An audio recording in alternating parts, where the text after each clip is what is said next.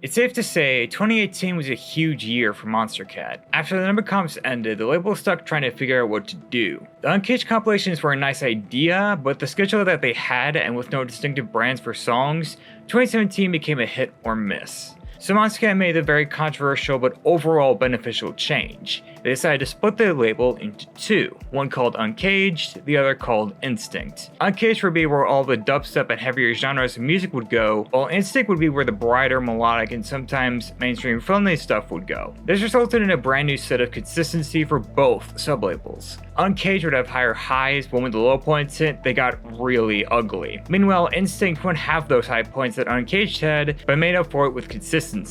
The first two Instinct compilations are what actually got me into Monstercat in the first place. And while there was a lot of indie pop similar to 2023 with the house spam, I'd argue it's different here, since the indie pop had a lot more variety with sound design from each artist. As a result, 2018 was actually a good year for the label. But of course, Uncaged and Instinct would have a few low points, and that's what we're here to discuss. And for the most part, my overall attitude towards the worst outside of the top two was the same for 2017, where it's more, well, this was the thing. For Uncaged, the inconsistency settled in, with tracks left over from 2017's Uncanny Valley, with loud and obnoxious dubstep, really bland bass house, and repetitive trap songs. For Instinct, the emotion was embarrassment, whether it's known acts crossing over to Instinct to deliver a cheesy pop song, or the lyrics were right on the edge of cringe. So let's get into the list. No remixes or VIPs, although VIPs can be a factor, and only 1 to 2 songs per artist in the top 10.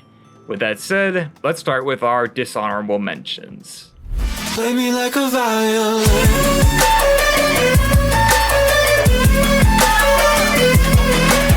It's like Stefan took the dying violins from Spooky, they're now definitely dead, and tried using them as the main lead on the drops, and they just sound awful. Which is a shame because I like Stefan's vocal performance, and he can convey a person who's trying to hook up with someone. It's just unfortunate that the partner responds by saying she wants him to play her like a violin. And given how bad the lead melody sounds, yeah, that's not an image you want in your head.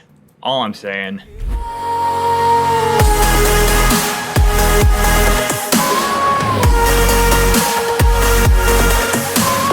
One of the biggest problems I have with Haylene is less with her, more of the fact that she gets put on these otherwise bad dubstep songs. And at some level, I get it, she has an incredible voice. But when Seven Lions, Millennium, and So This Guy May Rush Over Me, they match this production to complement her. Not this bland pop dubstep tune where the synth elements are so drowned out they sound like they were recorded in a cave. And that's before I tell you that she also produced this, which makes this so much worse. It makes me wonder why she didn't get another producer to assist her. It would have been better than this. And while it's not the worst example of Haylene's vocals being wasted, that's probably Anywhere by Adventure Club and Arm & Hammer, but this is still a bad song, and almost colorless.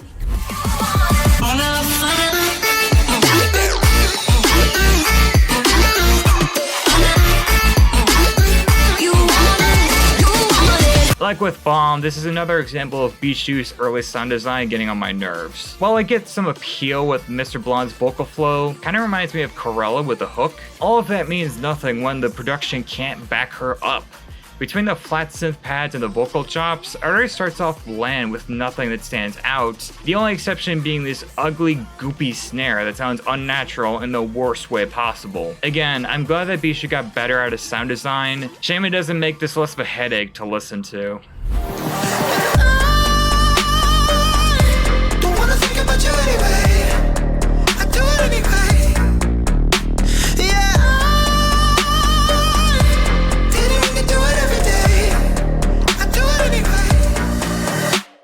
Because that's what we need on Instinct, a Benson Boone impression before Benson Boone came onto the scene with the shock and horror that was Beautiful Things, along with dashes of Little Uzi Vert on the pre-chorus.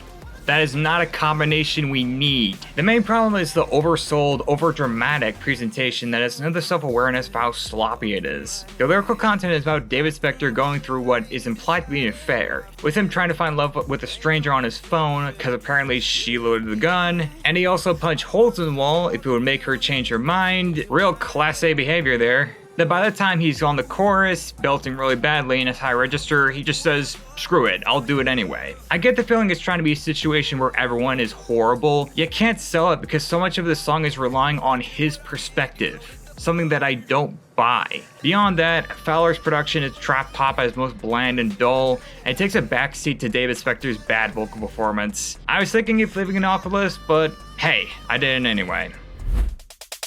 You're my candy baby, you're my trick or treat, you're my chocolate with a little something in between. Oh look, it's the prequel to Sugar by Sarah DeWarren and Weird Genius. At least here, they're using candy as a metaphor to describe how sweet their partner is, albeit with lines like, 100 flavors, you're the only one I want to try, and comparing her to chocolate with something in between. So she's either a Reese's, a Kit Kat, a Three Musketeer, a Snickers, a Milky Way, and man, way to make her feel special, dude. All jokes aside, this could have been tolerable if the production and vocal performances were remotely good, but they aren't. The former case is way too empty, and the Daft Punk sample feels out of place here. And while Trey Haggerty is putting some prestige of a personality, Colin Magg's whispery delivery is the furthest thing from charismatic, and it does not match with the vibe. This candy has gotten stale.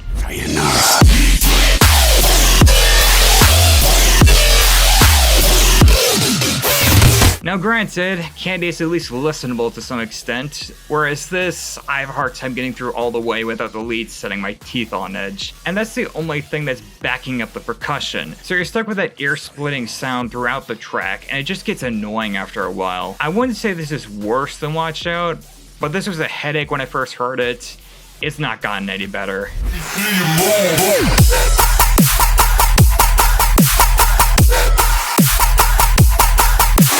The only reason this is missing the list proper is because Slander's already filled up the maximum amount of slots in the top 10. If you want a prime example of some of the worst dubstep during this era of Monstercat, I can just point to the vast majority of Headbangers Ball. It's a terrible EP filled with some of the most tonally incoherent songs I've ever heard and awful bro stuff drops. If you thought Slander's melodic stuff was bad, it's got nothing on this EP, and this song is a primary example of why. It starts out with Ellie's good vocal performance and piano passage, and then it transitions into the worst kind of bro stuff with that obnoxious synth stab killing the tone completely. It sounds like the most annoying laugh you've ever heard. Even if I'm not the biggest fan of Spaghetti, his goofy nature is part of his appeal. It's why songs like Flex can work. But here, it seems like he was only here to create a full circle moment, and is stuck on a song where he doesn't fit, trying to back up Slander. But as I've said, I've got a lot more to say about Slander as this list goes on. Baby, can you see the snow? Whatever you want, boy, I need to know if I'm on your mind, like you stay in mine. Cause Christmas ain't the same here without you. Oh no. Just why? Did we really need to end Instinct off with a terrible Christmas song that even the Hallmark Channel would laugh at? All about Sky-L gushing over someone during Christmas because it's not the same without him. Referencing Standing Alone under the mistletoe. It doesn't get cornier than that. It's not like this concept couldn't work. Oracle and Holochrome did something similar on Coming Home. And even if there were some cheesy lyrics, it had some sense of warmth, and Oracle's melancholic production conveyed the sentiment of loneliness. Whereas this has Just the Way by Parmalee vibes written all over it. And the production is this bad fusion of Christmas music, pop, and trap. So on top of being corny, it can't even be fun as a Christmas song. And then one of the weakest key changes comes in during the last few minutes. Please stop. But with that said, on to the top 10, starting with number 10. Let's talk about Uncaged for a second. So after the split between Instinct and Uncaged, there was a clear distinction between the two sublabels. Instinct was more consistent all around, but the bigger story came from Uncaged, for better or for worse. The sublabel had its fair share of high points. I'll talk more about those songs during my best list. But on the other hand, the low points got really bad. And after Bollywood Stunna, I can say this with confidence. We didn't need more awful Moobleton trap songs.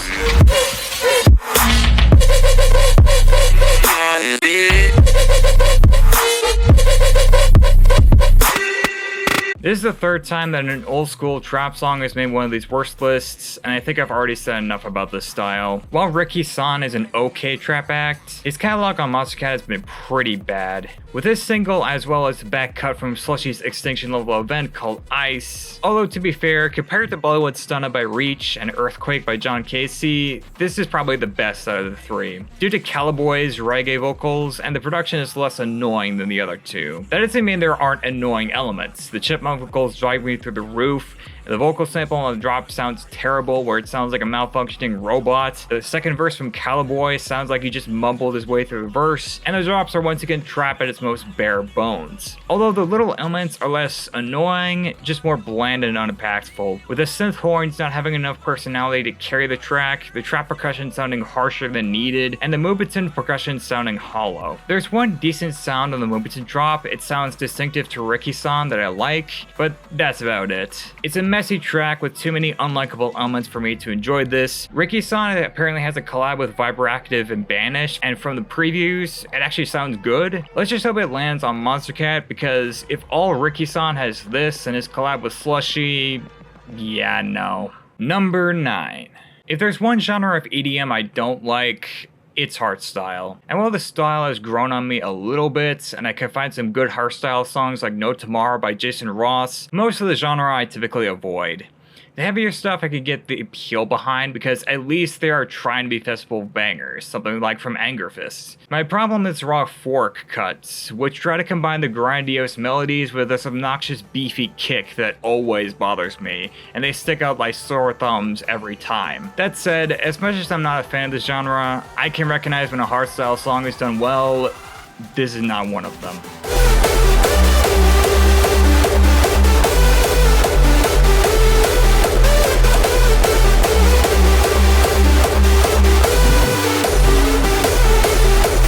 I've always said that first impressions are everything, and with Atmospheres, it was this. As much as I don't have too much interest seeking out hardstyle acts, I do check out some of them like Sub-Zero Project or Headhunters. I say this because while listening to this song, I don't feel like I'm missing out much by not checking out his other catalog, especially when the other song I've listened to was Release, and that song is worse. Apparently he is also an alliance of TVDS, a 2012 artist I never really knew, and the most frustrating thing about this song is that out of all the songs on this list, this has the most redeeming elements. No, seriously. Between the acoustic guitar and the synth accents, it has some of that golden era sound to Monstercat, and David Spector's vocal performance works well to create the pathos the song is trying to go for. I also like the brighter lead in the drops. It's not super unique for hardstyle production, but it still sounds grand and spacious. So you might be wondering, wait, if that's the case, why is it on the list? Well, it's here for two reasons. One, the drop feels really empty with that lead being the only thing there with body. And two, and the most obvious problem, it's that kick, that awful kick, which not only conflicts with a brighter lead, it sounds like a dog barking, which does not fit at all with the established tone. Worse yet is that the drops are too slow for this kind of style, where hardstyle songs are usually at 170 BPM, whereas this is at a dubstep tempo at 150. It's a bad hardstyle track, and given the other song I heard from Atmospheres, it's a scenario where everyone ends up losing. Number 8. Part of the reason why I got into Monstercat in the first place are the compilation albums. They were an easy way for me to find new artists, and whenever they showed up, they felt like an event. One of my favorite compilations was Instinct Volume 2, where I ended up enjoying 37 out of 40 songs on the album. It was also the moment where Instinct was starting to find its place in Monstercat and provide a lot of great music. I'll even stick up for cuts like Let You Down by Stonebank or Something Strange by Whitestone. Those aren't bad songs. But as hinted at, there are 3 cuts I didn't like. The first is 15 Story Jump by Meemba and Smile, mostly because the song felt like an awkward mesh of flows that conflict with each other. The concept alone kept it off this list, and I could see what they were trying to do, but it just didn't stick to the landing. The second was Anyway by Fowler and David Spector, for the reasons I've already mentioned. And the third, I mean, come on, who else was it gonna be?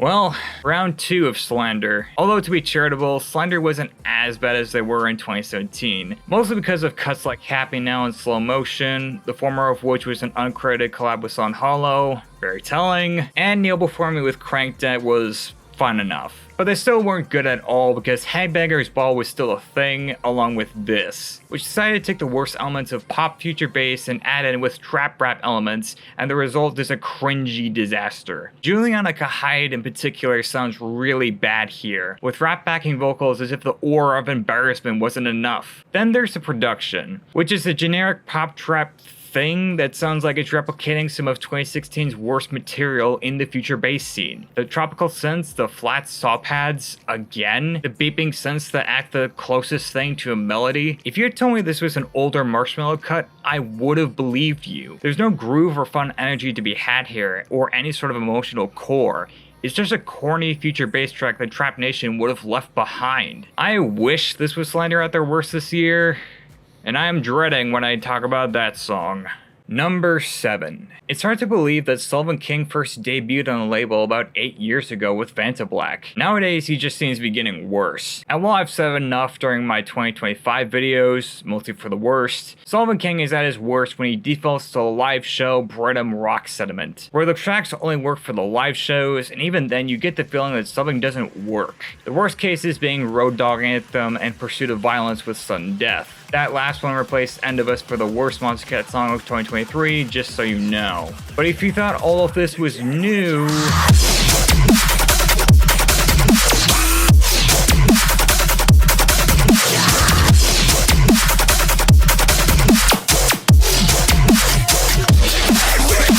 For those of you who watch my older videos, you might remember me referencing Bear Grylls. Albeit not exactly a good example, but I consider Bear Grylls to be one of the worst dubstep producers in the scene right now. And while he has some older songs that make him respected, his album Demons was horrible. And like with Slander, he relies on his collaborators to make his best material nowadays. To set the scene, he has a collaboration with Riot 10, and yes, it sounds as bad as you think, several nursery rhyme dubstep remixes, a song literally called Social Distance with Blue Pill that was released around the time of the pandemic, and the worst one, a song called Happy, which is a bad dubstep cover of Don't You Worry Child by the Swedish House Mafia. I don't think it could get any worse. But if you want the point where this all started, for me, it was Wicked. An underwhelming bro step cut with bland sound design and lacking any sort of wickedness the song doesn't sell. Along with Sullivan King, who acts as the hype man behind the scenario, with him screaming that it's time to get wicked, all while Bear Grylls fails to be wicked in any way. Who told him that these wimpy warples and laser effects that are somehow more impactful than the snare would sell the hype energy?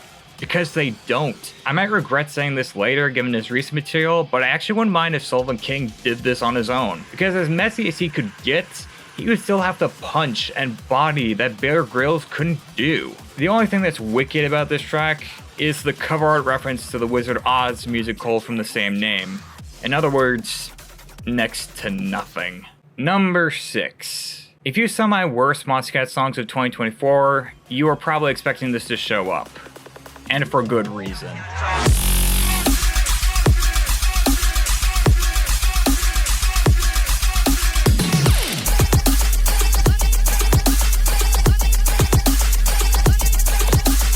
Jensen Jaws. An artist I never really cared for. He had only one EP during his time on the label, and most of it wasn't that good. The Meaning and Reconcile were fine, but it was this, as well as Collecta, where my negative impressions come from. But while Collecta had a shot on this list, the second drop barely saved it. Whereas here, you could basically just copy and paste what I said about Nope by Cyclops. Instead of Bredum, it's trap with reggae influences. It's an overly repetitive, annoying song relying on meme status when it has nothing else to offer. And the sounds that we do get are really annoying. But say what you want about Nope, as I clearly have, at least that song has some level of punch. This doesn't have any of that. Where there's one okay sound during the second drop with those laser sound effects, but the rest is really bad. The vocal samples do nothing but repeat on the verses, and the drops vocal sample is just some guy yelling "Champion" over and over, and that's supposed to be the meme. The synth work has this awkward plucking sound that's unappealing, the vocal drop sounds irritating, and has some of the most non-effective synth screeches I've heard.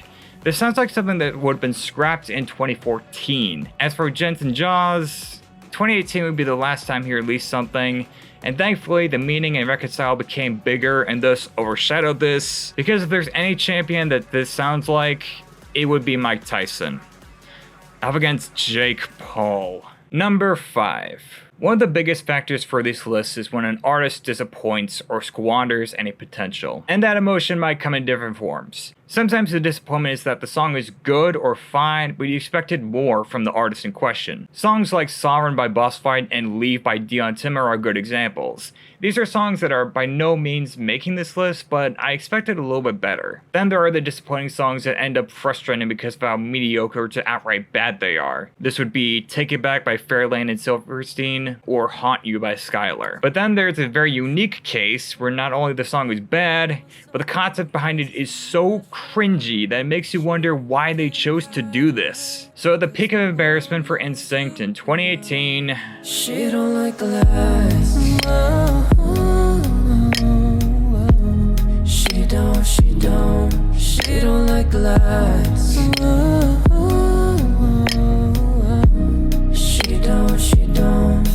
Yeah, let me get the context right out of the way. This is a cover of not only Justin Bieber's song, but a deep cut from a deluxe re-release of his album Believe in 2012. Because the embarrassing part isn't really the Justin Bieber thing. He has a lot of great material on justice and purpose that I could see someone covering and making better. Take these same artists and cover something like Company or even Love Yourself.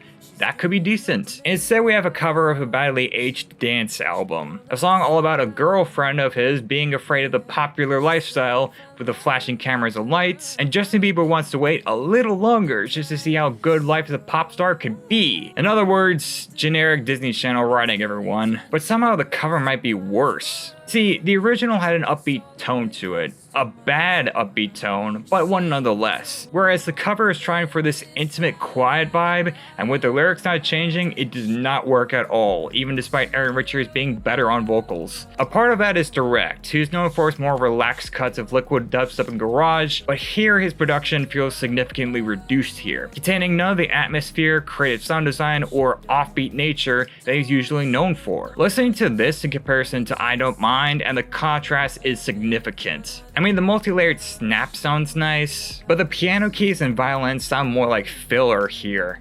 And on some level, I get it. It's more of an Aaron Richards song than it is Direct's, but when said song is covering a bad Justin Bieber track with that lyrical content, and the production is much weaker than most Direct tracks, safe to say, I prefer to keep the lights on. Number 4.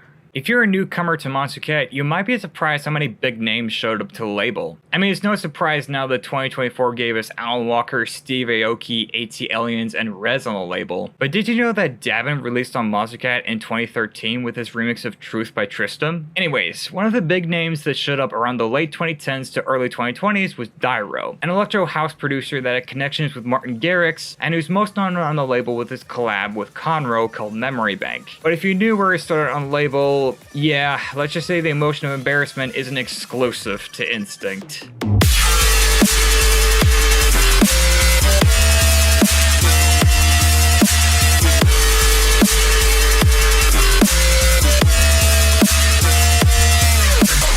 Again, just why? I mean, on some level, it's not surprising given Dyro's older work has more trap and dubstep leaning cuts like Surrounded and Bottom End with What's So Not, but at least in the case of Bottom End, it was actually a good dubstep cut, whereas this is one of Dyro's worst songs to date. The slimy lead, the underwhelming percussion on the drop sound terrible, with the lead in particular dragging out longer than it should, including some of that bad slimy texture to the lead itself. And the second half just takes the one-note lead of the melodies and just chops it up into fragments, and that's the only sense of flow you get on this track. But the worst part by far, and the one that people constantly mention even by people who like this, is the vocal sample. It's all over this track, even on the drops, and it's a bad choice to use. Since not only does it fit with nothing, removing the context entirely from where it came from, it just sounds awful. Especially as the vocal sample gets pitched up to Alvin and the Chipmunks levels, and it sounds excruciating. Along with making a moaning sound at the end, and, well, I guess the joke writes itself, doesn't it? Well, in that case, I'll let you get back to it. Number 3. I've said before in my worst Monstercat songs of 2017 that Gammer is one of my least favorite hardcore acts on the label. And that's because when he's not giving us this underwhelming sense of drunkenness on his material, he's either relying on Darren Styles for some of his better material, or trying to replicate the formula of Keizo's this time, but so much worse. And that continued in 2018, where his only other song was a collab with Darren Styles and Dolgul for the Rocket League Volume 4 compilation. A song that is bad, but not enough to make the list. But with this song, if you want to know where my dislike for this guy's music came from, it started with this.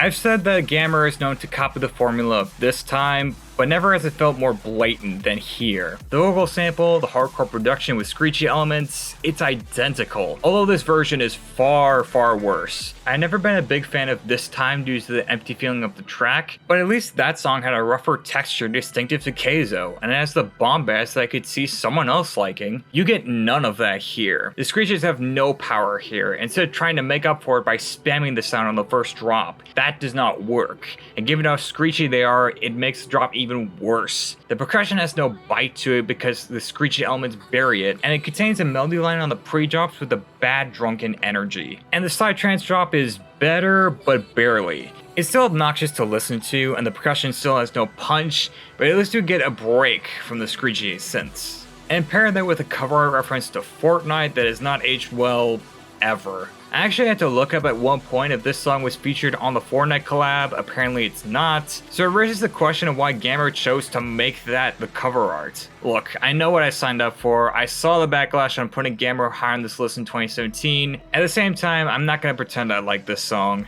It's bland, repetitive, and obnoxious at the same time, and I clearly don't need this when I have This Time I can listen to instead. Even if you don't agree with my position on this song, can we at least agree that song is better?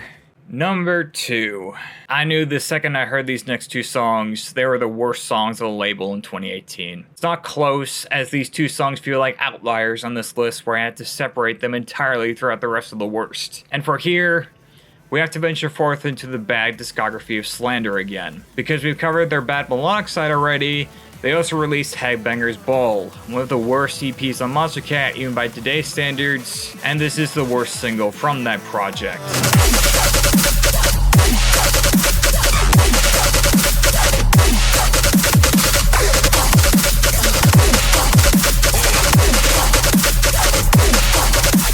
Third and final round of Slander, and it's them revealing the worst of their heavy sound and bringing along Dylan Matthew to be wasted again. And while First Time is still a great song, that's more because of 7 Lines and Dabin than whenever the duo did. So what happens if you remove 7 Lines and Dabin, add in worse melodic production, Dylan Matthew trying to salvage whatever he can, and add in a broad stuff drop that fits with nothing? That sounds bad, right?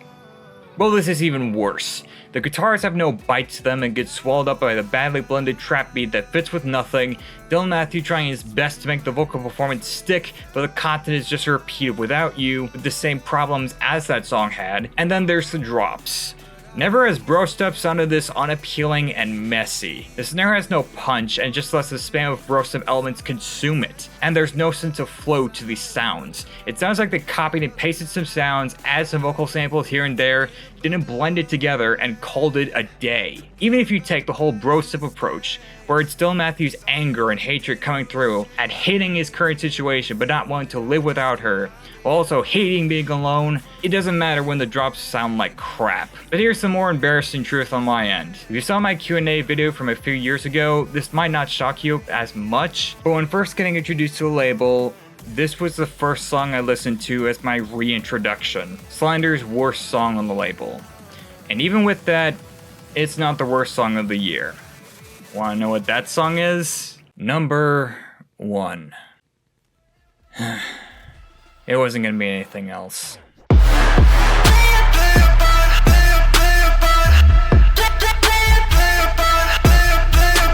Ladies and gentlemen, the most hated Monstercat song in the boat community. A Discord server I'm actually in.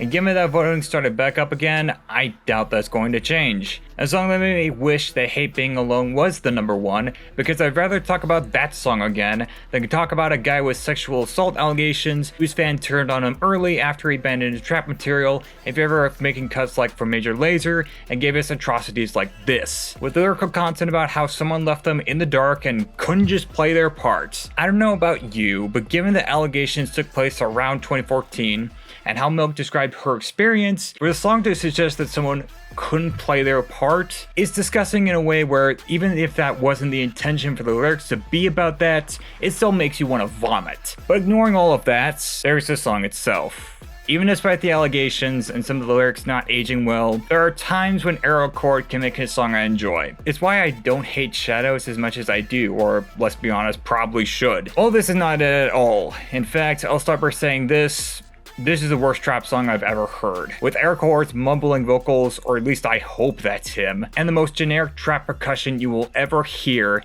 and the worst vocal chop I've ever heard. With the elongated nature designed to fill up space that doesn't exist with no flow, creativity, or energy whatsoever. Along with chipmunk vocals as if this song hasn't tortured your ears enough. It's trap as most safe, generic as you can get, with implied lyrical sentiments that make this song worse than it is. I'd rather listen to Threats by Riot Tenebrisset 10 times over if it means never hearing this record again. By far the worst Monstercat song of 2018, and thankfully, since Errol Court crashed and burned in 2020, we won't be seeing any more of this on the label.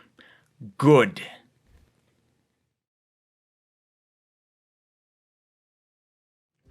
Thanks for watching. If you like what you see here, please like and subscribe, really appreciate it. Best list is coming out soon, so can't wait for that. But until then, I will see you all soon.